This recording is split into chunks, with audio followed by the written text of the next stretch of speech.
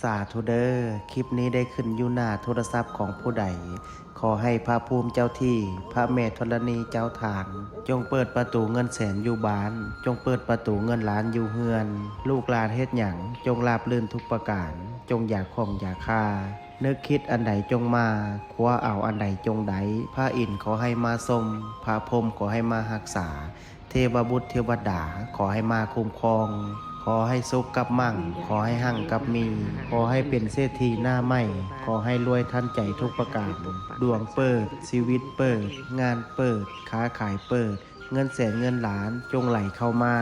มือซ้ายจับเงินตื้อมือขวาจับเงินแสนว่าไปจงมีคนสวยสู้กูเข้ามาบ่มีวันร่มจมขอให้ฟูขึ้นน้ำเต็มพังมั่งมีคือเศรษฐีทั้งหลายนอนไซนอนใจ